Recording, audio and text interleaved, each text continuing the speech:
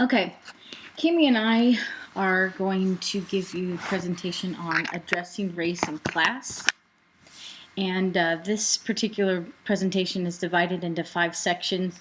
We've got the first section being why would we even address race in class? Why is it important? Your second section is superintendents consider race in class.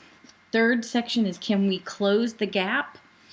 Our fourth section of this presentation is tools to help us address that.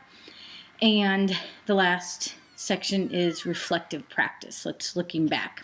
What I want you to do to start with is the very beginning of this chapter starts off with a question, and this is what we want you to use your discussion panel for. Here's the question: until No Child Left Behind came along, or quote, most of the discussion of school reform paid little attention to an unpleasant secret. Schools of all kinds, urban and rural, generally don't do a good job serving students of color and poverty. Race and class shape student achievement in ways both subtle and obvious. That's what we want you to spend your time doing right before you kind of get into this discussion, or this presentation. So if you'd go to the discussion board and reflect on this, and there's just some questions we had. How would you respond to the statement? What types of things do you agree with it, not agree with it? And then we'll jump back into the presentation. So the very beginning of this chapter on part 5 talks about the American dilemma. The whole point that this whole idea of race and class has been something that's been going on for a long time. Discussions about race and class are among the most explosive and difficult you will ever hold as a superintendent. And the part of this unit is learning some of the things to do and to avoid when trying to hold these difficult conversations. So the reason for this particular unit is to try to give you some tools, some understanding about race and class, and ways to have good discussion. So first of all, why do we study race and class? We asked you to focus on the first question that they said, we'll go back at the very beginning, that we don't really do a very good job. This is at least what Howard Fuller says. We don't do a great job of serving students of color and poverty. And that's why that jumped out at me. I wonder why. Why don't we do a good job? And so the first whole thing is, why do we even study this? What's important about this? Some interesting statistics that they brought up is 44% of all public school enrollment is made up of minority students. 20% of all children aged 5 to 17 live in poverty, with the proportion of minority children exceeding 40% and the number of African American children doubling. Now, those are just some specifics. Here's a couple more. About 2% of white students attend schools with enrollments of 75% or more minority students. Data for minority students are, of course, reversed. About 4% attend public schools with less than 10% minority. Nearly 50% of minority students attend public schools with enrollments that are 75% or more minority. You've got, the short answer to this is that the question of why worry about race is that you probably can't succeed as a school superintendent unless you worry about it. So those are statistics of kids in the classroom. Let's look at who's teaching them. So when these students arrive in your classrooms, what will their teachers look like? And the book talks about the answer, says by that we mean, will the teaching force bear any resemblance to the students that they're teaching? And it's unfortunately no. About 86% of the teaching staff is white. 2/3 of them are 40 years of age or older, and nearly 3/4 of them. So why worry about race? Once again, because our society cannot function while it tolerates the class, income, and racial differences that are evident to everyone who takes the time to look. The book says that the dynamics of race and class are becoming ever more complex. In 2003, for example, the United States Bureau of Census announced that for the first time, Hispanic Americans were the nation's largest minority group. In the lifetime of superintendents launching their careers today, white Americans will become a statistical minority of the population. So from this point, we begin to talk about these issues, and the fact that conversations about race and class are really hard to have and we have to explore them at the outset. Then we look at basics, what's happening both inside and outside of schools. We're going to explore the idea of how do we close this gap, and then we're going to examine this idea of assets instead of deficits. And then we'll look at some reflection. So why? Because we cannot function while we tolerate these particular things that are going on in our United States. It's just, we have to do it. So let's start. We have to have difficult conversations. It's imperative that we have it. The great silent dialogue in American education is about race and class. It's silent because so little is ever said publicly about the topic. The reality is that roundtable and forum superintendents didn't find this discussion any easier than you will. We found it difficult. You will too. But you're going to have to engage it. Careful planning, honesty, determination, and sometimes just plain luck can help you broach these topics. And there's several factors that will help you. The book specifically says the 3 ways that help you have good conversations are structuring meetings around powerful stories, making sure you make your group size as small as you can, and they consider group size, the smallest group size, where people can look at each other and see each other's eyes. So not having a group that cannot maintain eye contact with each other. And using skilled facilitators. Those are 3 ways. So, the first one, the 2 and 3 are pretty self-explanatory, but the first one was trying to structure your conversations around the stories that people are bringing to the table and bring people to the table from diverse backgrounds. Those are 3 ways, and listening to them, that we can start having this conversation. But the book also says that there are 3 ways that we can automatically sabotage the conversation. One is by having very poor preparation, not walking into a meeting prepared or a discussion prepared. Second, group size, which we already knew that, before that they said the group size was a big thing. And once again, they said that those groups that are largest, that participants cannot maintain eye contact, will sabotage a conversation. And 3, careless or insensitive language. And I think this is interesting because I've just been reading a few things about some graduation commencement addresses that have been given where people actually, didn't think before they said inappropriate language or used inappropriate language, addressing an entire crowd of like 2,000 people. And honestly, I know when I've heard people talking, using language they shouldn't, I don't want to listen to them anymore. Okay, so those are 3 ways that you will automatically sabotage a conversation. So let's jump into, continuing this discussion of why race. Let's talk about the crisis in minority boys. We should not ignore that boys and young men increasingly lag behind girls and young women on important measures of educational experience, achievement, and persistence. The United States will be a much more diverse nation. Indeed, by mid-century, no racial or ethnic group in the United States will be a majority. Greater diversity will undoubtedly be a national asset in a more global, connected world.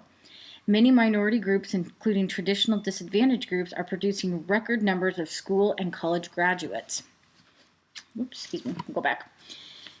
And the fastest growing population, you'll hear this multiple times, in the United States are those minority groups with the lowest levels of educational achievement. Across the board, young men are not persisting in school or achieving at the same levels as women. The challenge of responding is most acute for the disadvantaged men of color and just about every state of the educational pipeline. They lag behind minority women in terms of achievement. So, as a, side note, this is one thing that we really have to pay attention to, that crisis in minority boys is a huge, thing that we need to look at, specifically in educational attainment. They far surpass, or girls far surpass the boys. But we also have a more diverse nation. I gave you a couple specific things, already, that the U.S. population under the age of 18 already exists. These young people have been born. They will grow up to be adults of the next generation. The census projects that minorities will represent more than half of the children in the United States by 2023, and that the entire U.S. population will be 54% minority by 2015. You also have issues in minority education programs. Now, here's where you find some positives. But the book says not enough positives. So yes, we're faced with growing diversity. The United States can take pride in substantial progress in recent decades in the levels of educational attainment. Some of them are African Americans holding high school credentials is the same. Okay, this one's not so good. In 2006 than in 1986. That's about the only one that's negative. This one from 1986 to 2006, Hispanics there's more Hispanic individuals holding high school diplomas. They went from 59% to 56%, 65%, excuse me. School completion rates for Asian Americans and Native Americans in 2006 were 91% and 71%. With regard to college attendance, enrollment rates for young African Americans increased from 22% to 32%, while Hispanic enrollment rates increased from 18 to 25%. The number of associate's degrees and bachelor's degrees awarded increased for all racial and ethnic groups, with minority accounting for almost half of the growth in the associate's degrees and 35% of the growth in bachelor's degrees. Yes, accomplishments have been made, but the book says that we still have a large gap, and we'll talk about that here in a minute. I also said that the largest growing minority population are those with the lowest levels of educational attainment. That's a little scary to me. You also have differences in education. Why you talk about race? Because there's so many things about race and class that we have issues with. The data leaves no doubt that girls and women today consistently outperform boys and men in terms of achievement and educational attainment. The most recent data talks about the 25% to 29% with the associate's degrees or higher were men to women. Okay, so young men and women, it's disproportionate. You also have across the board, the results for women are superior to those of men. This gender gap extends across all racial and ethnic categories. With regard to high school completion, women consistently outperform men by 4% for white women, 9% for African American women, and Hispanic women, 2% for Asian American women, and 7% for Native American women. Meanwhile, boys in general seem to be twice as likely as girls to be labeled learning disabled and 7 times more likely to be diagnosed with attention deficit or attention hyperactivity disorder. Okay? We also have challenges in minority males in particular. So males are twice as likely to be suspended. Black males are more likely to drop out. Hispanics, the rate of Hispanic males is almost 4 times the dropout of white males, which is just interesting. So what are the implications? There's 2 basic things you can take from this. One, the youth population in the United States is becoming more racially and ethnically diverse.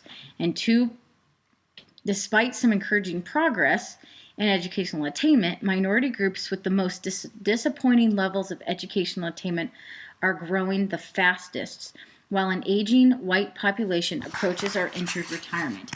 So the whole point of this first unit is, why do you study? Or why do we have these conversations? Because we have to.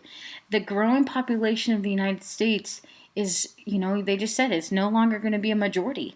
There are going to be minority individuals that are going to be the majority. And we have to start having these difficult conversations.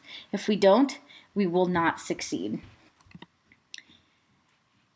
The other specific point in this is this whole first unit of why talking about race is thinking about educating men of color. And we're going to let you kind of read that on your own. It's on pages 157 to 158.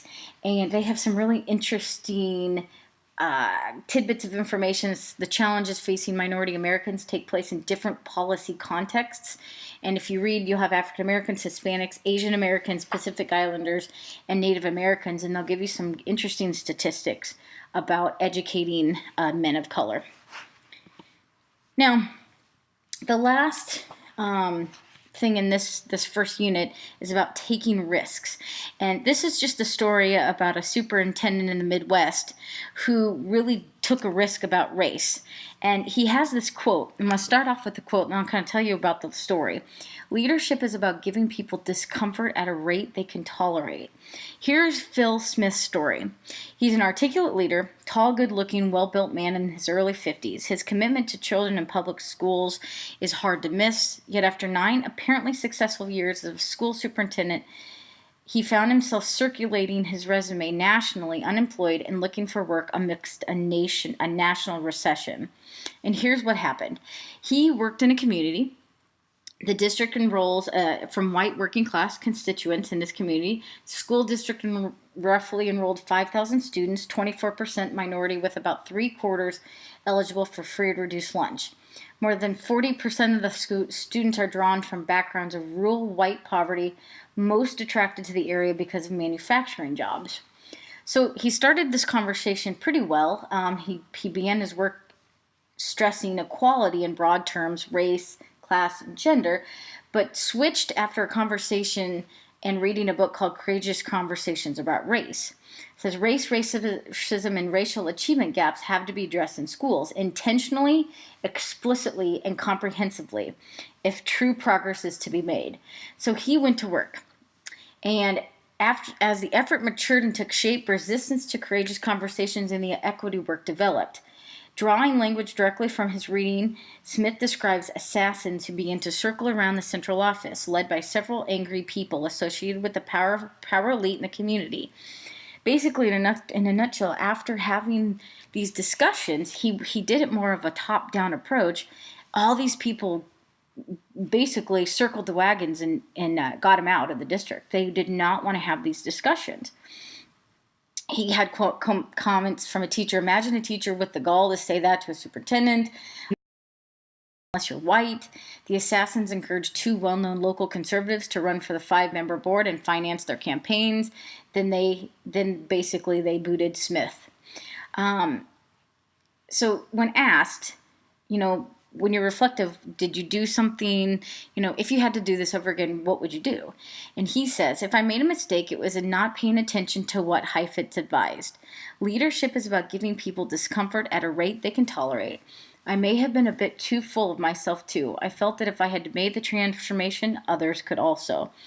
So, what you can take from this, or at least what we took, Cammie and I took from this, is the fact that you have to have these conversations. He said that if he would have done this over again, he would have made this a grassroots effort instead of a top-down approach, and to only give people the discomfort at a rate they could tolerate. He felt he gave them at a rate way too beyond that.